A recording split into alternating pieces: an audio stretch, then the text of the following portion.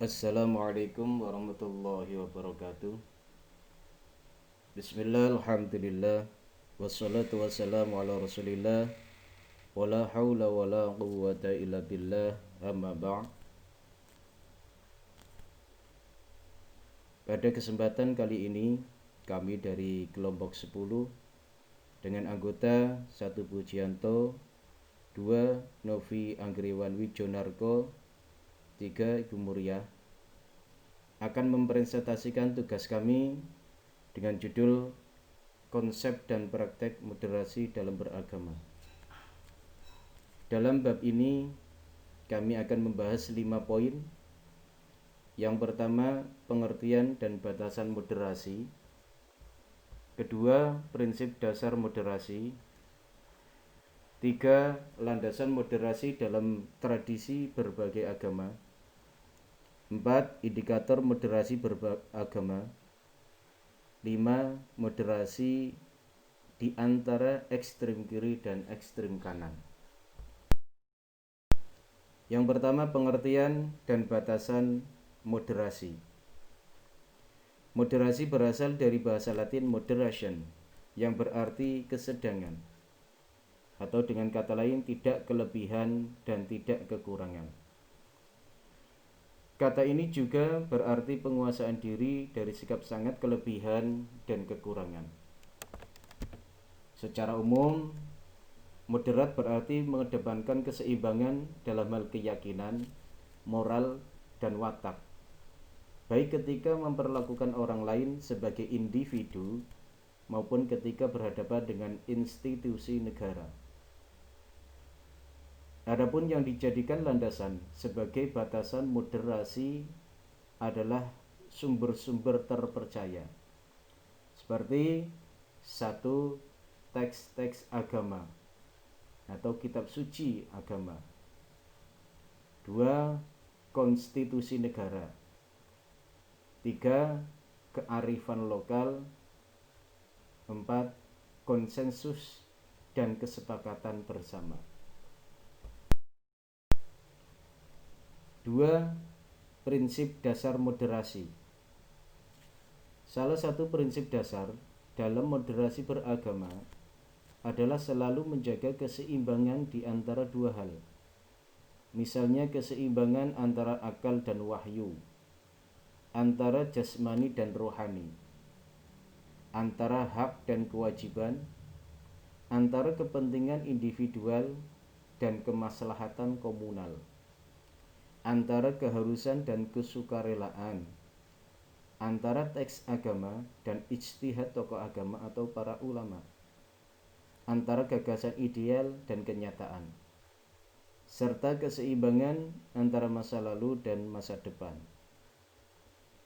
Muhammad Hashim Kamali menjelaskan bahwa prinsip keseimbangan, balance, dan adil, justice, dalam konsep moderasi, wasatiyah, berarti bahwa dalam beragama, seseorang tidak boleh ekstrim pada pandangannya, melainkan harus selalu mencari titik temu. 3. Landasan moderasi dalam tradisi berbagai agama. Setiap agama mengajarkan penyerahan diri seutuhnya kepada Tuhan Yang Maha Esa, Sang Maha Pencipta, yakni Allah Subhanahu wa Ta'ala. Penghambaan kepada Tuhan ini diwujudkan dalam kesiapan mengikuti petunjuknya dalam kehidupannya, yaitu dari kitab-kitab suci agama yang dibawa oleh para nabinya. Karena keterbatasan manusia, maka bangsa dan negara menjadi konteks ruang lingkup tugas ini. Bagaimana manusia mengelola bumi di mana ia tinggal agar tercapai kemaslahatan bersama, yaitu bangsa dan negara yang adil, makmur dan sentosa.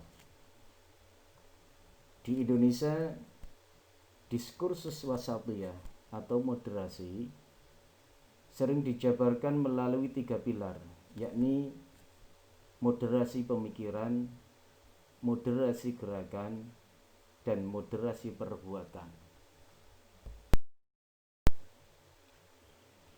4. Indikator moderasi beragama. Sikap moderat pada dasarnya merupakan keadaan yang dinamis, selalu bergerak, karena moderasi pada dasarnya merupakan proses pergumulan terus-menerus yang dilakukan dalam kehidupan masyarakat. Atau dengan kata lain,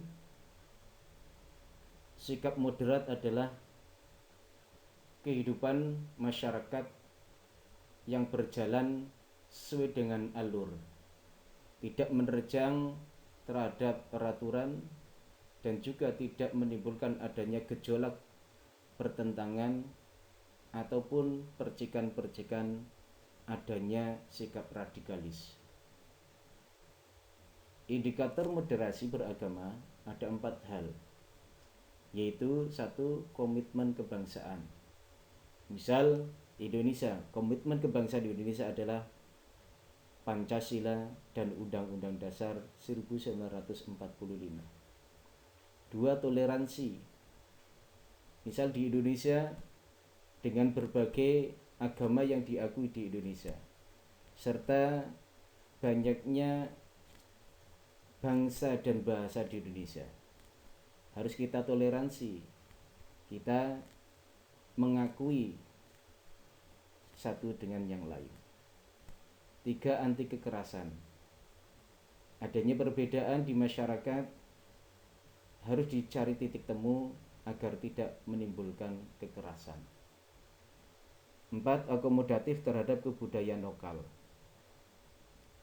Karena tidak mustahil bahwasanya pelaksanaan agama ini berdampingan dengan kebudayaan lokal setempat. 5. Moderasi di antara ekstrem kiri dan ekstrem kanan.